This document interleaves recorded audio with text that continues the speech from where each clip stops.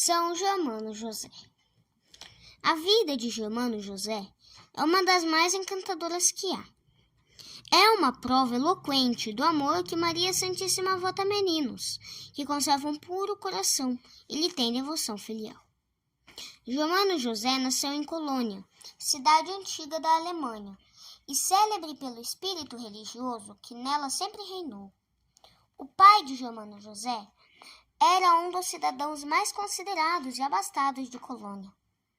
Mas repetidos reveses e contratempos fizeram com que caísse em grande pobreza. No entanto, não descuidou da educação do filhinho.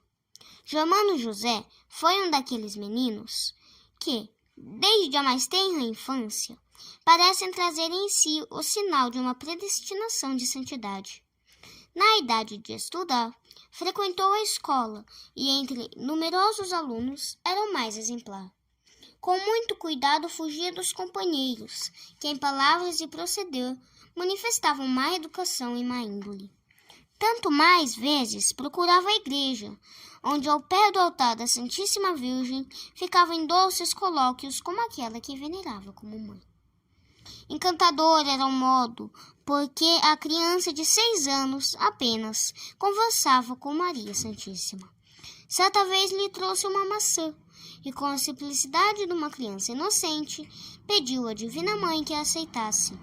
De fato, a imagem de Nossa Senhora moveu-se e estendeu a mão para receber a singela oferta.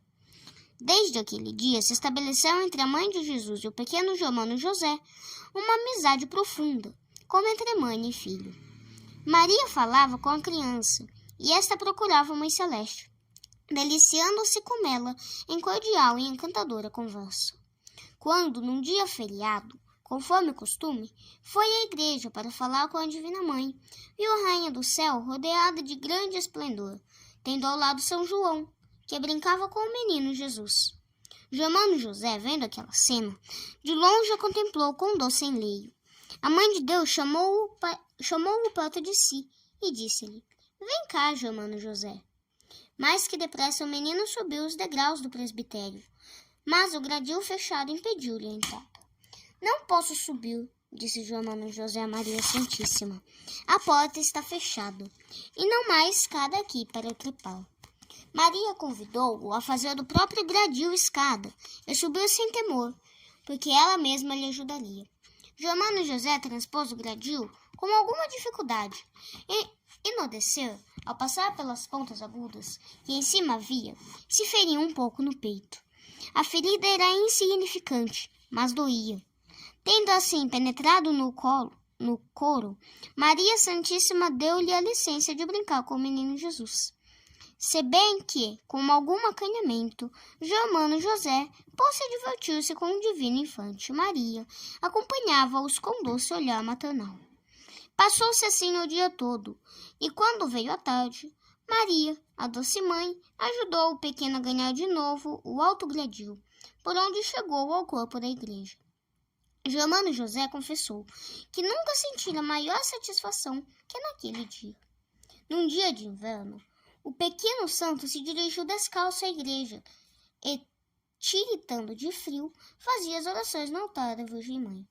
Esta lhe perguntou: "Germano José, por que andas descalço neste frio?" O menino respondeu: "Não tenho calçado." Então Maria Santíssima lhe disse, apontando para uma pedra: "Olha aquela pedra. Vai lá e encontrarás o dinheiro para comprar um par de sapatos." A criança obedeceu e achou o dinheiro prometido. Jubiloso, trouxe-o para Maria Santíssima ouvir. A benfeitora acrescentou então: "Germano, todas as vezes que precisares de dinheiro para tuas necessidades, procura a pedra e acharás sempre o necessário."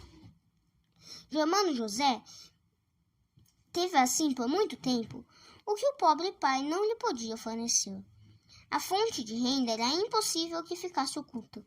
Os companheiros de Germano José, descobrindo-lhe o segredo, foram também procurar aquela pedra, mas nada acharam. Os bolandistas referem outros factos ainda mais extraordinários na vida de Germano José. Tendo 12 anos, Germano José empregou-se no convento dos santos dos monges premonstratenses em Stanfield, é muito pedido seu, foi aceito na comunidade como noviço. Trabalhos e estudo tomavam-lhe o tempo de tal forma que quase não lhe ficava um minuto para as devoções particulares, o que muito o entristecia. A Divina Mãe apareceu e lhe consolou com essas palavras: não te esqueças, Germano José, que melhor não poderás servir a meu filho e a mim, que fazendo os teus trabalhos na santa obediência e servindo a teus irmãos com muita caridade. Daí em diante, reinaram, como dantes, a alegria e satisfação no coração de Germano José. Pouco tempo depois desta visão, os superiores incumbiram a Germano José dos trabalhos da sacristia. Como sacristão, tinha muito tempo para dedicar-se à oração e estar com a Divina Mãe. As comunicações entre Maria e Germano José foram tão frequentes que dificilmente se poderá encontrar um santo que tivesse sido tão privilegiado por Maria Santíssima como o jovem premonstratense. As visões eram quase cotidianas. Também Germano José não perdia a ocasião de cantar os louvores de Maria Santíssima e honrar a Divina Mãe. Em virtude desta devoção taníssima, os religiosos chamaram o jovem companheiro de José, quando o nome de casa era só Germano. Julgando-se indigno de usar este nome, foi preciso Maria Santíssima tranquilizá-lo e ordenar-lhe que aceitasse o nome de José. Esta circunstância fez amar ainda mais a Santa Mãe. Não teria sido bom, filho de Maria, se não tivesse havido uma devoção sincera e ardente ao Santíssimo Sacramento. Frequentes vezes, de dia e de noite, visitava Jesus na igreja. Raras vezes celebrava a Santa Missa sem derramar lágrimas de comoção, e muitas vezes foi observado que, rodeado de grande luz, permanecia no altar arrebatado em doce êxtase. Apesar de tão privilegiado e acumulado de provas de predileção da parte de Deus e de Maria Santíssima, Germano José conservou-se sempre na mais edificante humildade. Se bem que nunca tivesse manchado a alma com o pecado mortal, sua vida era uma contínua prática de penitência. Deus permitiu também que seu servo fosse atormentado pelas mais terríveis tentações e sujeito a dores fortíssimas. Germano José levou esta cruz com coragem e resignação à vontade de Deus. Não longe de Stanfield, havia um convento de religiosas, as quais pediram ao superior de Germano José que o mandasse para durante a quaresma fazer o serviço religioso no convento. O superior não quis dar a pedida licença, e a comunidade toda se externou também contra a vontade das irmãs. Germano José pediu pessoalmente ao abade que atendesse as religiosas, porque era esta a vontade de Deus, e obteve a permissão. Quando entrou no convento das freiras, designou com a bengala um lugar no chão, dizendo: aqui minha vez de sepultar. Embora ninguém supusesse que estas palavras tivessem cumprimento, os acontecimentos que se seguiram não deixaram dúvida que Germano José soube o tempo e o lugar de seu trânsito. Pouco tempo depois, foi acometido de doença grave e morreu a 7 de abril de 1236. Antes de entregar a alma a Deus, teve uma visão que muito consolo lhe trouxe. O corpo foi de fato enterrado no lugar em que Germano José, semanas antes, tinha indicado. Mas como os religiosos do seu convento reclamassem, as irmãs tiveram de entregá-lo, ao que se resolveram só depois de terem recebido ordem terminante do bispo neste sentido. A exumação teve lugar na terça-feira depois de Pentecostes, e geral foi a grande surpresa quando, ao tirar o caixão com os restos mortais do santo religioso, lhe encontraram o corpo intacto, sem o menor sinal de decomposição, o que era de admirar-se, tanto mais quanto o lugar onde tinha achado o primeiro repouso era bastante úmido. Muitos milagres dignou-se Deus fazer, glorificando o túmulo de seu santo servo. Entre estes mencionam os biógrafos a cura de diversas doenças e a ressurreição de alguns mortos.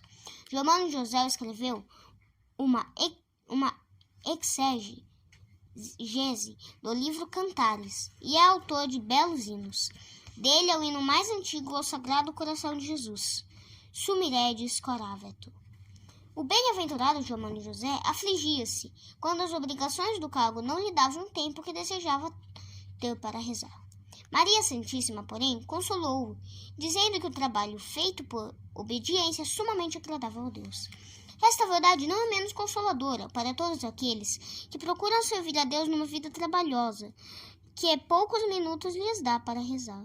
Sabiam todos que o trabalho obrigatório, feito na reta intenção de servir a Deus, vale mais do que dias inteiros passados em orações, se bem que isto talvez lhes agrade mais.